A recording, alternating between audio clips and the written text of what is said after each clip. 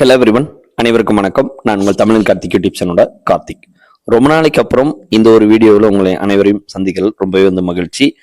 என்ன அதுவும் ஒரு நல்ல நியூஸோட சந்திக்கல ரொம்பவே மகிழ்ச்சி. அது என்ன அப்படின்னு பாத்தீங்கன்னா, ஆல்ரெடி தமிழில் பார்த்துருப்பீங்க. நிறைய நண்பர்களுக்கு இந்த விஷயம் தெரிஞ்சிருக்கலாம். தெரியாதவங்களும் இதை தெரிஞ்சுக்கணும் அப்படிங்கறதுக்காக தான் இந்த ஒரு பதிவு. வீடியோவை முழுமையா பாருங்க. அதுக்கு முன்னாடி நம்ம சேனல் இன்னும் சப்ஸ்கிரைப் பண்ணாத புது நண்பர் யாரோ பாத்தீங்கன்னா சப்ஸ்கிரைப் பண்ணிட்டு இந்த வீடியோ நிறைய பேருக்கு ஷேரும் பண்ணுங்க. கடன் வசூல் கட்டாயப்படுத்தினால் 3 ஆண்டு சிறை அப்படிங்கிறதா இப்போ ஹாட் டாபிக்கா போயிட்டு இருக்கு. அதுவும் எல்லா நியூஸ் பேப்பர்லயும் ஃப்ரண்ட் பேஜ்ல அந்த ஒரு நியூஸும் போயிட்டு இருக்கு. அது என்ன அப்படின்னா, வலுக்கட்டாய கடன் வசூல் தமிழ்நாட்டில் புதிய சட்டம். நேத்து 26 ஏப்ரல் அன்னைக்கு நம்மளோட deputy CM mister Udhayanidhi Stalin அவர்கள் புதுசா ஒரு மசோதாவை தாக்கல் செஞ்சிருக்காரு. அது என்ன அப்படின்னா, கடனை வலுக்கட்டாயமாக வசூல் செய்தால் 3 ஆண்டுகள் வரை சிறை தண்டனை, தென் பிணையில் வெளிவர முடியாது, அதாவது ஜாமீன்ல வெளியில வர முடியாத அளவுக்கு தண்டனை. அதுக்கப்புறம் வலுக்கட்டாய கடன் வசூலால் கடன் பெற்றவர்கள் தற்கொலை செய்து கொண்டால் கடனை வழங்கிய நிறுவனம் தற்கொலைக்கு தூண்டியதாக கருதப்படும். தென் கடன் பெற்றவரையோ அவரது குடும்பத்தினரையோ நிறுவனங்கள் மிரட்டவோ பின்தொடரவோ அவர்களது சொத்துக்களை பறிக்கவோ கூடாது.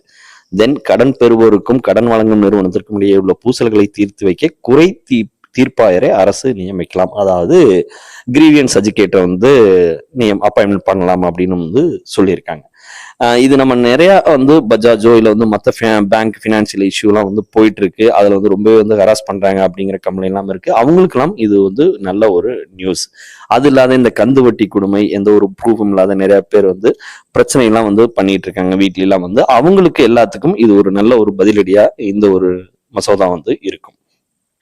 இதுதான் நம்ம தினமலர்லயும் மற்ற நியூஸ்லயும் இன்னைக்கு ஃப்ரண்ட் பேஜ் நியூஸா போயிட்டு இருக்கு.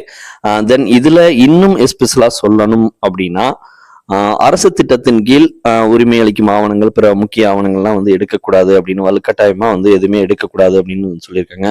அதுக்கப்புறம் அவங்களோட வீட்டுக்கு வர்றக்கோ இல்ல அவங்க வேற ஏதாவது வாடகை வீட்டுல இருக்கிற இடத்துக்கோ தங்கி இருக்கிற இடத்துக்கோ அல்லது வேலை அல்லது தொழில் செய்யும் இடங்களுக்கு சென்று பேச்சுவார்த்தை நடத்த அல்லது கடனை வசூலிக்க தேவையற்ற செல்வாக்கை பயன்படுத்தக்கூடாது. அவங்களோட வீட்டுக்கெல்லாம் போறக்கு அவங்க எந்த விதமான ரைட்ஸும் இல்லை அப்படின்னு இதுல சொல்லியிருக்காங்க. ஸோ இதையும் மீறி போனால் அவங்களுக்கு பாரதிய நியாய சங்கீதாவின் 108 பிரிவின் கீழ் குற்றமாக கருதப்படும் அப்படின்னு சொல்லியிருக்காங்க.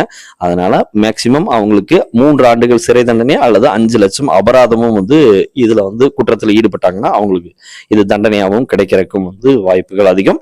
இல்ல இதையும் பண்ணினாங்க அப்படின்னா 5 ஆண்டுகள் சிறை தண்டனை அல்லது 5 லட்சம் அபராதம் அல்லது இரண்டும் சேர்த்தும் கூட விதிக்கப்படும். அது எந்த அளவுக்கு ஹராஸ் இருக்கோ அதுக்கு பொறுத்த மாதிரி இருக்கும் அப்படின்னு சொல்லியிருக்காங்க. ஸோ இது பேங்க் பினான்ஸ்ல, அதாவது கடன் வாங்கினா கட்டிடணும், இருந்தாலும் அவங்க அதை முறையா வாங்கறதுக்கு உண்டான ஒரு சட்டமா தான் இதை எல்லாரும் பாக்குறாங்க. ஸோ இந்த வீடியோ எல்லாத்துக்கும் ஷேர் பண்ணுங்க, தெரியாதவங்களும் தெரிஞ்சுக்க. இன்னும் ஒரு நல்ல வீடியோ உங்களுக்கு. Until then, it's bye from Tamil Karthik. Take care.